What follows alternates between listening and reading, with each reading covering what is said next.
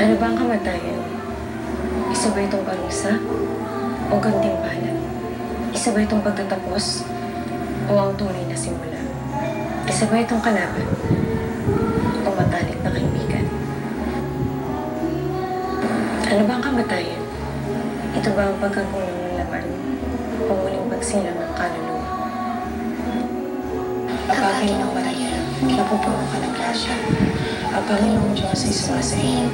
Bukod kang pinagpala sa babae lahat, at pinagpala naman ang iyong anak na si Jesus. Santa Maria, Ina ng Diyos, panalangin mo kami makasalanan, ngayon at kung kami mamatay. Amen. Ang Panginoong Maria, napupuno ka ng grasya. Ang Panginoong Diyos ay sumasa iyo. Bukod kang pinagpala sa babae lahat, at pinagpala naman ang iyong anak na si Jesus. Santa Maria, Ina ng Diyos, panalangin mo kami makasalanan, ngayon at kung kami mamamatay. Amen. O Jesus ko, patawarin mo ang aming mga sala. Iligtas mo kami sa apoy ng impyerno. Para malaman ang tunay na nangyari, hindi sapat na balikan ang nakaraan. Dapat ding balikan lahat ng sakit, ng pait, ng paghihirap. Dahil ang katotohanan ay nasa pagitan ng mga kasinungaling pilit nating pinaniniwalaan. Pagkain na tayo, anak. Darating na ang papa mo. Papa. Andiyan na si Papa! Papa! Ay! Honey! Uy! Gutom na ako. Maghahain na ako. Teka na, kain na tayo. Yun ang gusto kong maalala. Kaya yun ang tinatakot sa isipan ko. Pero hindi yun ang katotohanan.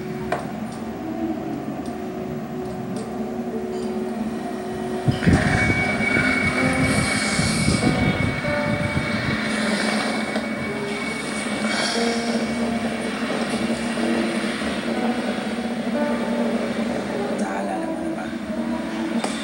Mara. O Jesus ko, Patawarin patawarin mo ang aming mga sala. Iligtas mo kami sa apoy ng impyerno.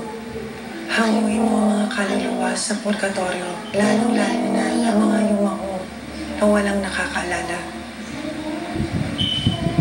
Sa ngalan ng Ama, ng Anak, Espiritus. Espiritu Santo. Amen. Maghahain na tayo. Darating na ang papa mo. Papa.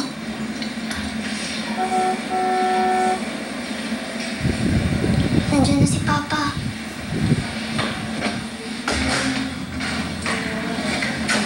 Papa. May beer pa ba siya? Huwag ka na munang uminom, Leandro.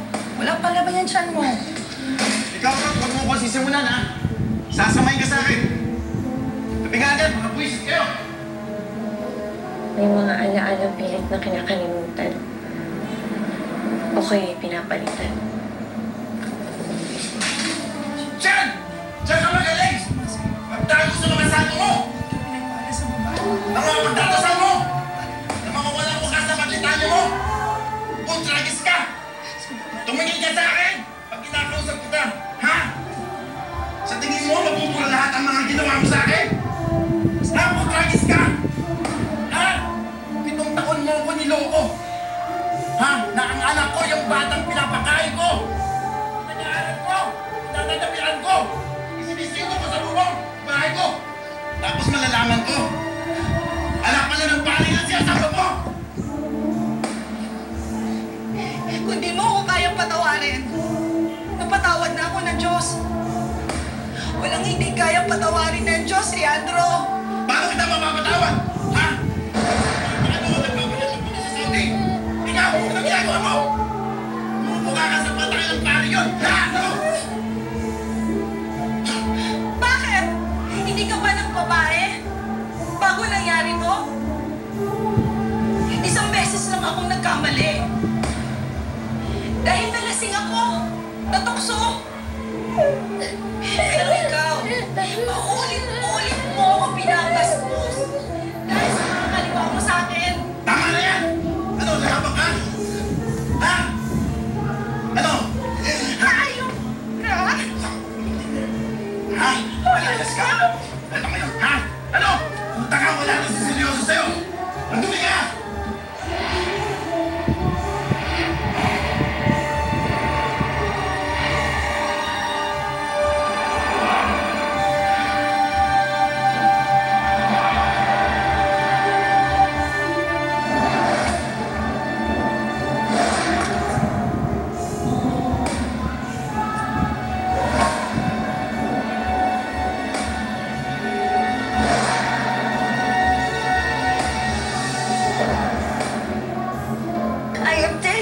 truth.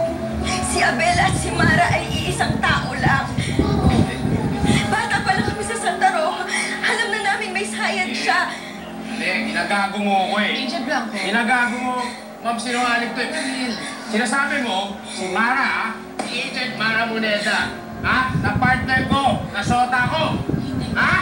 Kaya sabi mo, sa'yo putangin ng father sa linya? Isira na ba yung utak mo? Yung brain jacket yan, Nakulo ka na ba? Agent Blanco, alas na lang pasyente ko! FBI agent? Si Mara, partner mo? Shota mo?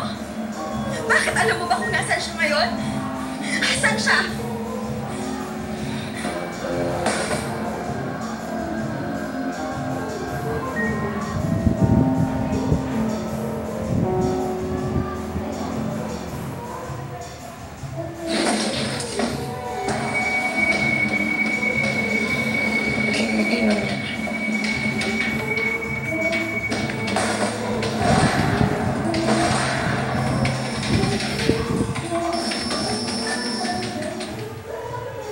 This moment requires focus.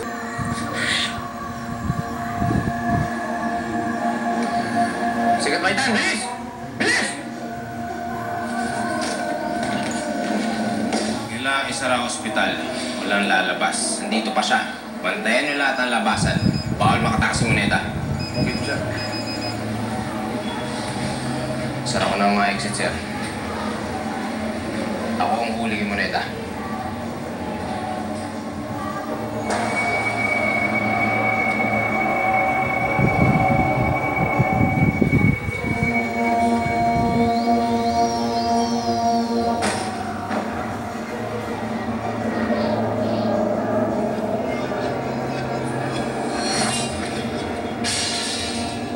Naaalala mo na ba, Mara?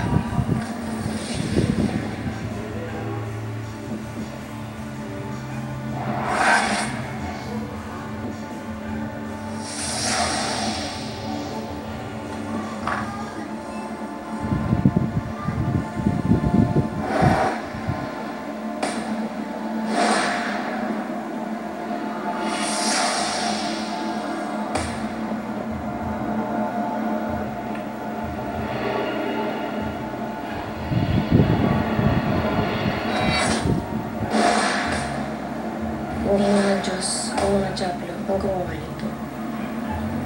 Ako.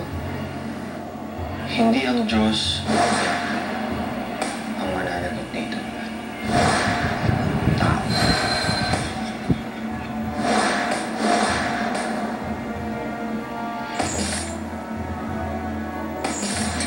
Naku, natutuwa naman ako na nandito ka na. Alam mo, huwag kang mag-alala. Kasi lahat ng tao dito, masayahin. At saka, sigurado kung masasayahan ka dito, marami kang magiging kaibigan. At saka, parang kang isang buong pamilya dito. Kaya huwag kang mag-alala. Marami kang magiging kaibigan dito. Mayaman ka muna dito sa opisina ni Father, ha? Tatawagin ko lang siya. Opo. Ano pangalan mo? Mara. Ako pala si Abel. Ganyan din ako nun. Nung namatay magulang ko, takot din ako. Hayaan mo. Ako yung magiging kaibigan mo dito. Poprotektahan kita. Parang superhero ba? Mahilig ka ba sa superhero? Oo. Pinibili ako ng tatay ko ng comics. Itong taon mo akong pinagbubuntis sa puso mo at ipinanganak ako ng mapadpad ka sa ampunan nang makilala mo ang ating tunay na ama. Father, hindi naman sa akin ni-question ko ang pasya mo. Pero, hindi ba delikado sa mga ibang bata ang tumira si Mara dito? At ang iskandalong... Siya ay laman ng aking laman. Dugo ng aking dugo. Oo, at nabuo siya dahil sa pagkakamali ko. Dahil sa isang sandali ng pagkapusok. Pero hindi siya dapat paparusahan dahil doon. Kasalanan ko, dapat ako magbabayad. Pero pinatay niya ang sarili niyang mga magulang, Father Lucerdos. Baka mas mabuti makatulong sa kanyang isang institusyon. Hindi doktor ang kailangan niya. Hindi medisina. Hindi siyensya na ikinakaila ang Panginoon. Pananampalataya ang magpupuksa sa diablong nasa puso niya. Kapangyarihan ng Diyos ang gagamot sa kanya. disiplina at pag-ibig ng isang ama ang maglalagay sa kanya sa landas ng kabanalan.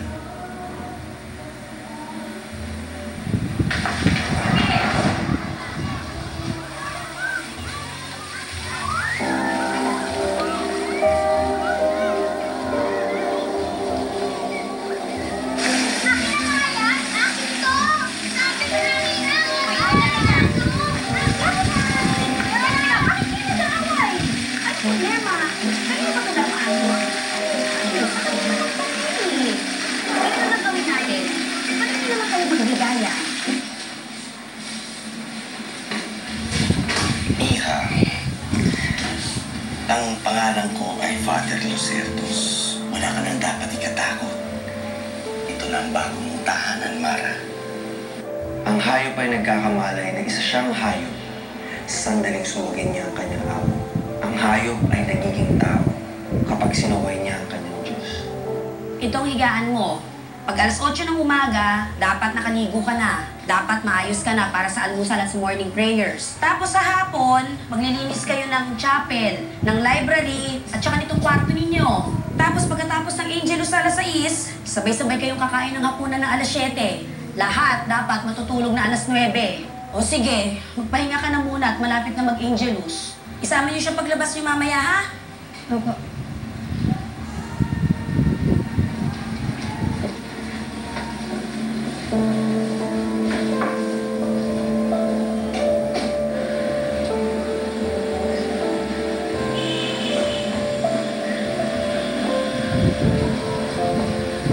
Ama namin, kami nagpapasalamat sa grasyang nasa harap namin at sa grasyang aming pang matatanggap. Panginoon, patuloy niyo kaming gabayan na sundan ang inyong banal na buhay. Kaming mga makasalanan. Kaming nabubuhay sa mundong puno ng tukso, kabuktutan at kasamaan. At kung kami makalimot at madapa sa inyong banal na awa, naway maging sapat ang sakripisyo at paghihirap na buong puso naming iaalay sa kabanal-banalang pangalan mo. Amen. Sa ngalan ng Ama, Anak at ng Espiritu Santo. Amen.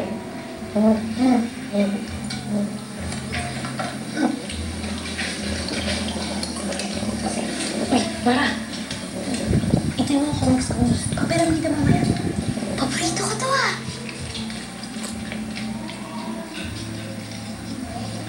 Uy, akin na yan. Ayoko nga!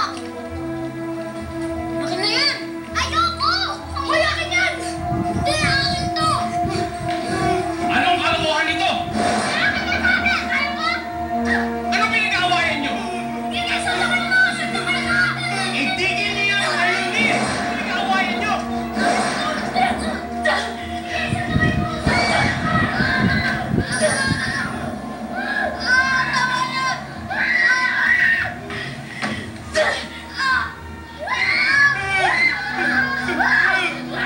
Anong kademonyohan ang dumapo sa inyo?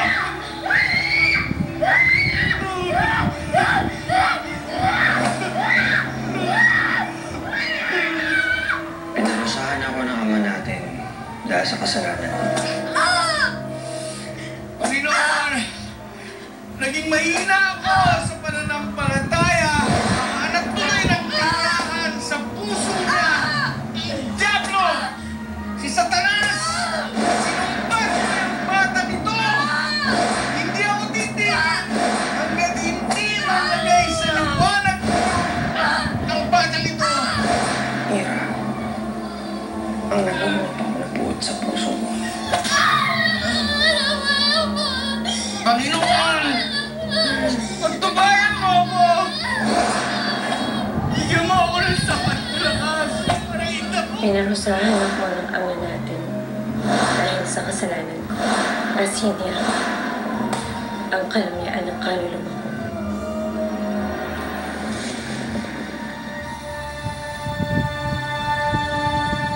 Goddammit, Blanco!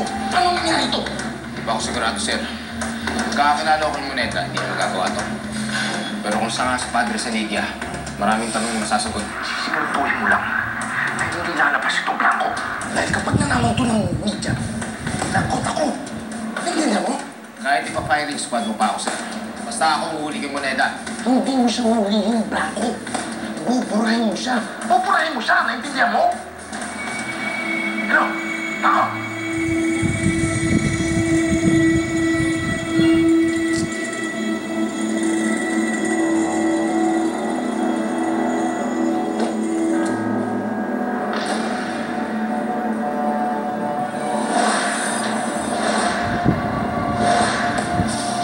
Tangina ka muna na! Nurse! Nurse, tulong!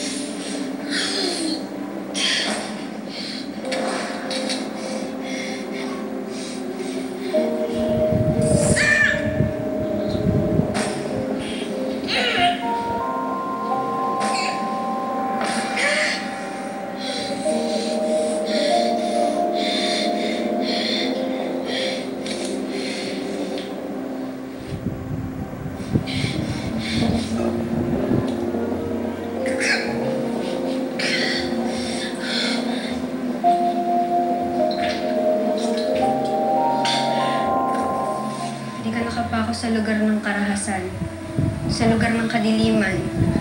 Pwede kang mamili.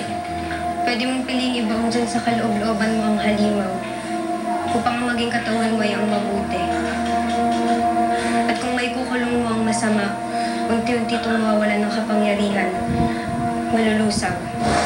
Akala ni Mary Grace, kapag nagwagi ang isa ay mawawala ang kabila.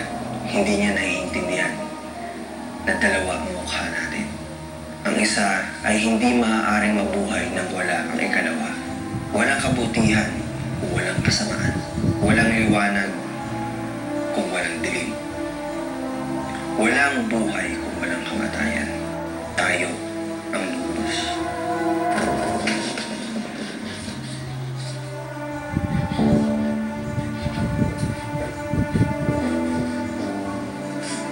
Mary Grace! Hayop ka! Anong ginawa ko kay Mary Grace, ha? Halimaw ka! Papatayin kita! Anong ginawa ko sa kanya? Anong ginawa mo?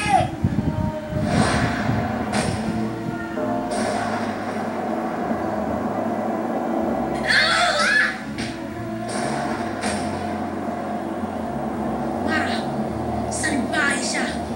Kailangan siyang parusahan. Hindi kita papayagan. Importante ka sa akin, Mara. Ikaw lang kaibigan ko dito. Pero kailangan ko ito gawin para sa ating dalawa. Pasaya mo, Ate! Kailangan ko siyang patayin dahil siya ang tunay. Hindi ko siya gustong patayin dahil siya ang tunay kong ama.